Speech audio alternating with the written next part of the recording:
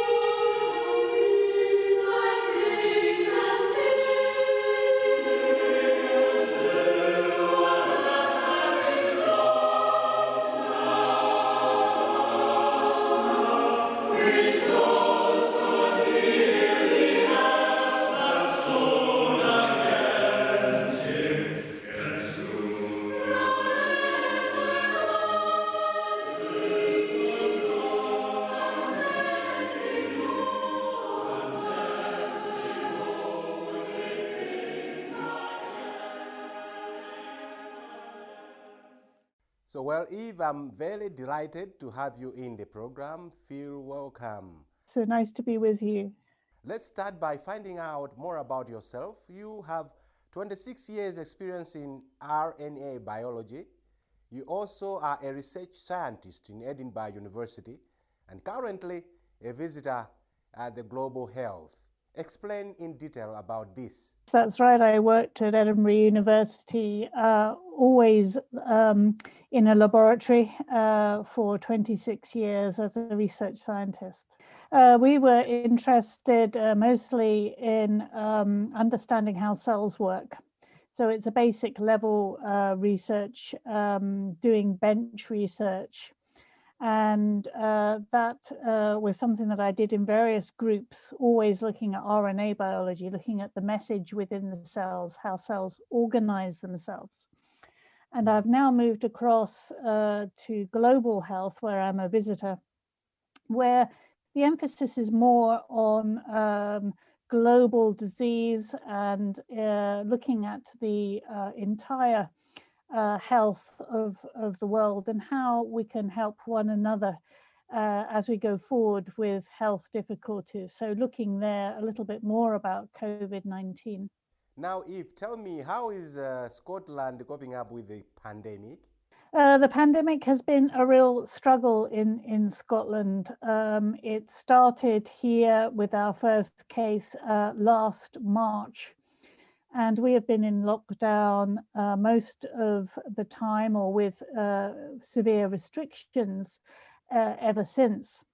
So this means mostly we have to stay at home by law. We're not allowed to leave our house unless we have a good reason. And the good reason could include going out for a little bit of exercise, or perhaps doing a little bit of shopping. But we're not allowed to meet other people outdoors. We're not allowed to socialize.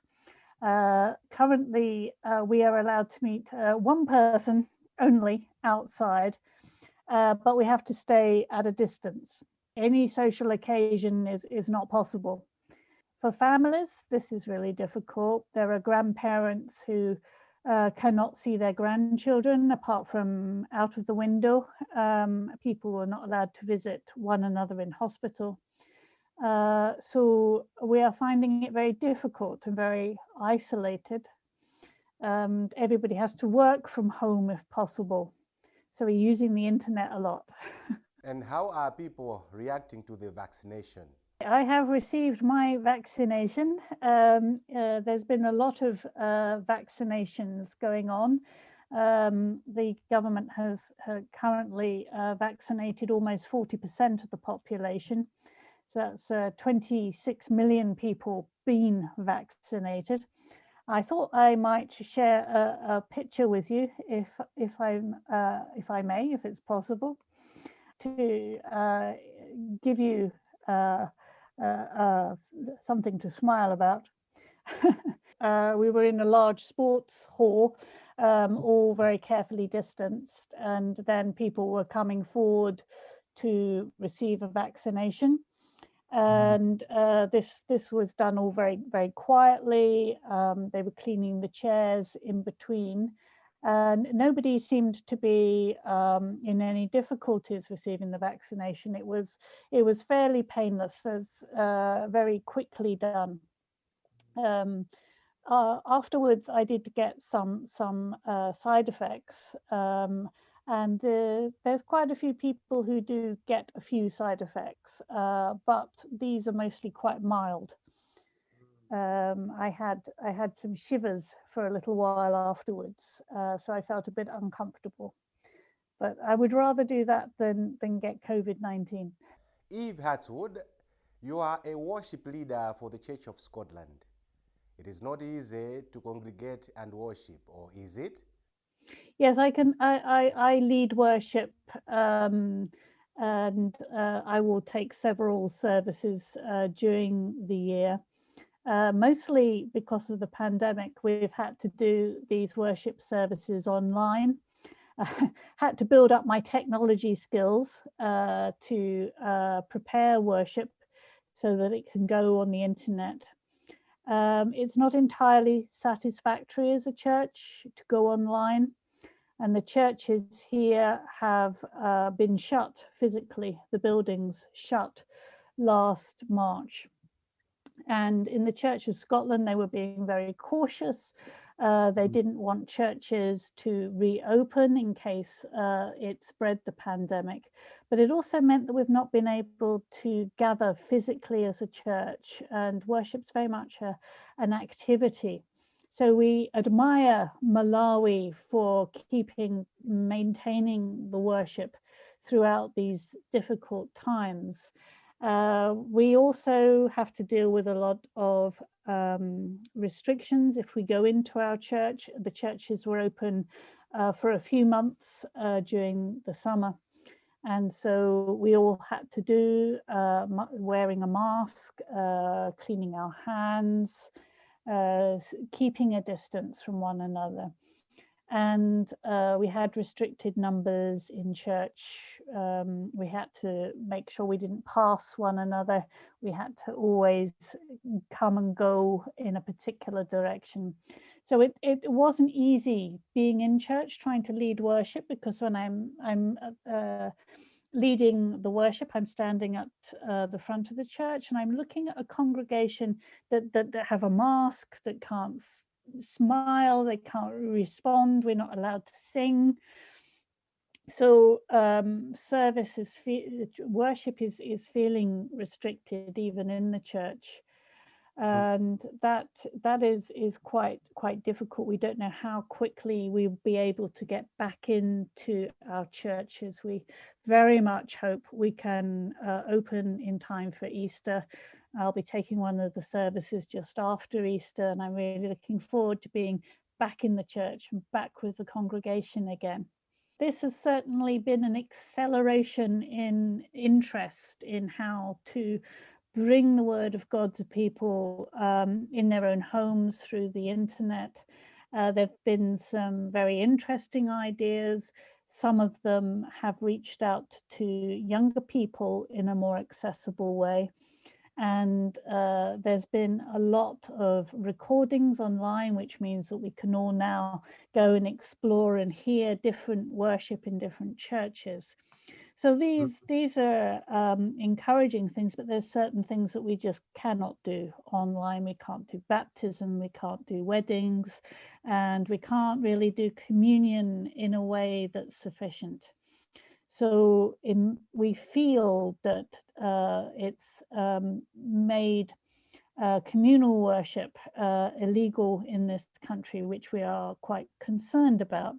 And there's recently been a judicial review in the government and in the Court of Session to see if the government was indeed legal in closing its churches, who have normally been quite independent in worship.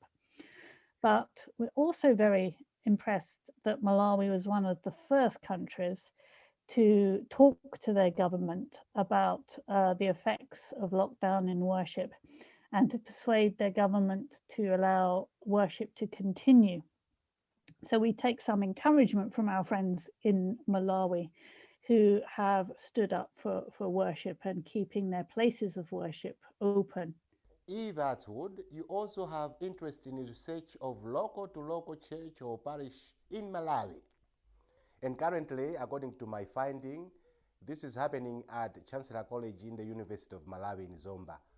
Can you tell me more about this? The research has now received ethics permission, which we got from the University of Malawi, which allows us to go ahead with interviews. So there'll be the same interview questions being asked both in Scotland and in Malawi, and we'll have researchers from Malawi involved in both sets of interviews, and also researchers from Scotland involved in the interviews with Malawi. So there's always going to be an opportunity for learning here. You know, how are we sharing information? How are we sharing our experiences? And how do we learn from that? And the outcome of that is that we hope to build a toolkit that will allow information dissemination to happen much faster and more effectively, but also to benefit from what we understand about one another. You also have some influence in Presbytery World Missions. Tell me, how are you using this advantage to harness or put forward the partnership between Malawi and Scotland? I think what you might like to share is I've prepared a couple of pictures to share with you, if possible, and maybe this will help understand some of the experiences in Scotland. Hopefully, you are back able to see a little bit about the research, and I thought maybe I would say. Just to anybody who has ideas about how we can communicate with one another and learn from one another through this research, my email address is at the bottom. It's eve@staffmal.ed.ac.uk. So that stands for Edinburgh Academic UK. And we'd be very glad to hear from anybody who has ideas. We are also going to send out results of the research through the Scotland-Malawi partnership and the Malawi-Scotland partnership, who have been very keen to support this research. So look out for those things as we get into the research and we begin to share a lot more information with one another. And of course, there's a lot of sharing going on already. The Scotland-Malawi partnership have been doing some fundraising around oxygen provision for Malawi, and the Church of Scotland has donated towards that, and our presbytery has donated towards that. So we hope that this will be supportive of the protection of people in Malawi. Every time I make a connection with Malawi, I learn something different. if we are able to get the research going, then any outcomes from that research, any learning, any way of connecting, we can share with you, and see if it's possible to then use that opportunity to get information to as many people as possible. Here in Scotland, we have a lot to learn about faith and worship from our partners in Malawi. I've got very much the sense that Malawi is always praising their Lord, and this encourages us to put God first in all things. So we have a more secular outlook in Scotland. People always look to science and for human endeavor to solve problems, whereas in fact God is in charge, and we need to listen to our Lord. And I think Malawi will give us a lead in returning to that. And we also want to work together over this period of COVID-19, not just to understand the effects of the immediate pandemic, the illness and the concern, but also to try and work with our partners to build a route out of the pandemic, particularly with supporting local to local communities on lots of different levels, so that we're not just talking entirely about one aspect of a community like health. We're looking at how can we encourage farming? How can we encourage small business enterprise? How can we learn from one another? How can we build resources in Malawi that supports the entire community, education? So all these things, all these goals are part of how we can go forward as a community to community network, as well as being a faith to faith network. We're just going to show you a picture of what it's like just outside this window. And you can see the countryside and the hills and the open sky in Scotland. And we share such a relationship with Malawi. With all our differences, we have great strengths together. I'd like to introduce you to my church, if I may. This is part of the Church of Scotland, and you can see it's all lit up in the evening.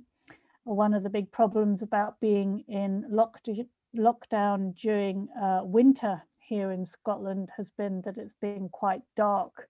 It's been cold. We have about 7 hours of daylight during the winter. It is really tricky, and being indoors, the virus is more likely to spread. This is why we have had to be mostly alone indoors. And I thought I would share with you some pictures of our experience of trying to do shopping during lockdown. This is our local village shop, which has been doing a great job at staying open during lockdown, but you can see that there are chains and there are barriers and there are instructions everywhere. So one person can approach the door of the shop and order some food, which is then passed across the counter. Everybody else has to stand back, and the person comes and collects their food, pays with it using a card, so there's no cash changing hands. There is a paradigm shift on how people will congregate in future. This paradigm shift has been there because of the COVID-19 pandemic. Do you see some patterns on how people in Scotland are attending church service?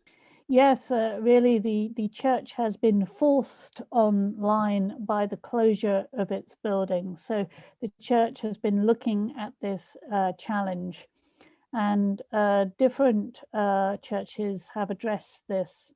Some have put live streaming so that they record as the worship takes place. but it's only the minister and one or two other people in the church, and everybody else is joining online and seeing things in real time, allowing them to participate. From my experience, that works best with something like a Bible study or a prayer meeting. It's kind of more difficult to have the breadth of full worship when we're online, but there is the opportunity to hear those sermons, the music, and to hear them again and again as many times as you want.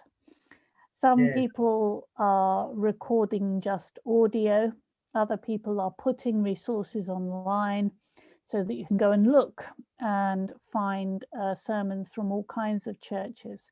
So there are some encouraging things that are happening here. Some of my services are online on YouTube, so you can actually go and participate and listen to those services, and these services will remain online. So it means that some people who are perhaps unable to leave their house for other reasons, because they're unwell or they're not able to physically get to a church, can still participate in some aspects of worship.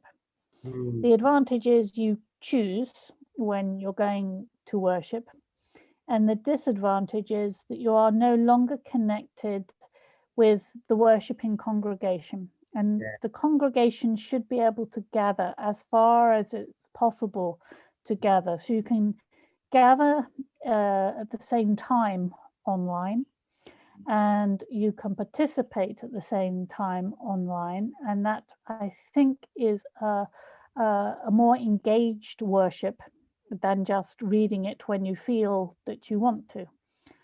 But that's also a more reflective style of worship. You are worshipping more in your own heart when you're downloading something or watching something by yourself.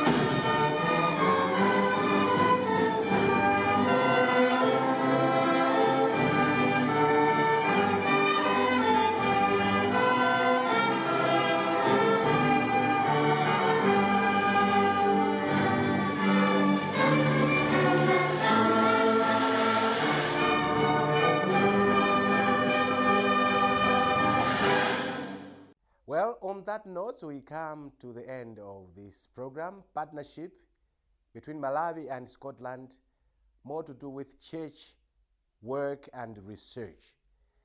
I've been talking to Eve Hartswood, who lives in south of Edinburgh in Scotland.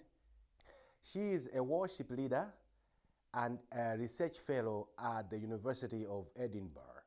And so far, there is research happening between the Church of Scotland and the University of Malawi, in particular Chancellor College.